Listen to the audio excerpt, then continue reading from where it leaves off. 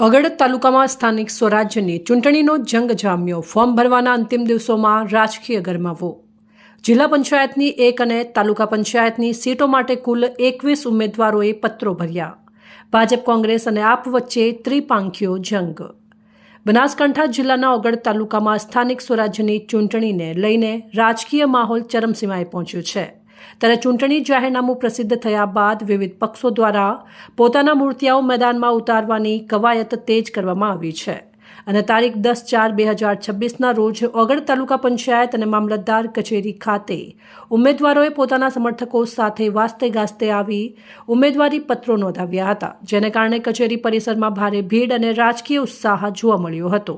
ત્યારે અગડ તાલુકા વડા જિલ્લા પંચાયત સીટ માટે ચૂંટણી અધિકારી વિનુભાઈ પટેલ સમક્ષ 2 ફોર્મ ભરાયા છે અને મામલતદાર કચેરીમાં ચૂંટણી અધિકારી કિરણભાઈ ગોસ્વામી અને જેડી રાવલના ટેબલ પર તાલુકા પંચાયતની વિવિધ સીટો માટે અંદાજે કુલ 19 ઉમેદવારી પત્રો ભરાયા છે. આ વખતે ચૂંટણીમાં ભાજપ અને કોંગ્રેસની સાથે આમ આદમી પાર્ટીએ પણ જંપ લાવતા અનેક સીટો પર ત્રિપાંખીયો જંગ ખેલાશે તે નક્કી છે.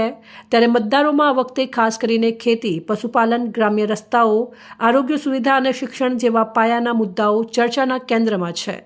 અને જોવા જઈએ તો ચૂંટણીને પગલે તાલુકામાં પક્ષ પલટાની મોસમ પણ પૂરબહારમાં ખીલી છે, જેના કારણે સમીકરણો સતત બદલાઈ રહ્યા છે. હવે જોવાનું એ રહેશે કે આવનારા દિવસોમાં જનતા કોના પર પસંદગીનો કળશ ઢૂળશે.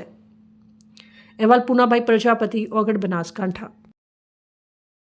બોલો ભારત માતા કી જય. આજે રોજ ઓગડ તાલુકાના થરા મુકામે અમારા આમ આદમી પાર્ટીના 4 ઉમેદવારોના ફોર્મ ભરવામાં આવ્યા છે. એમાં વડા 1, પછી ટોટલના 4 અને અન્ય 2 ઉમેદવારોના ફોર્મ ભરવામાં આવ્યા છે. જે અમારા ઉમેદવારો બહુ તન મન ધનથી મહેનત કરશે અને જીતશે એવી હું ઉમેદવારોની આશા રાખું છું. અને બાકીના જે રહ્યા છે એ બધા કાલે પૂરા કરવાના છે. 10 સીટોના અમારે ભરવાના છે. એ જ ભારત માતા કી જય. અસ્તુ.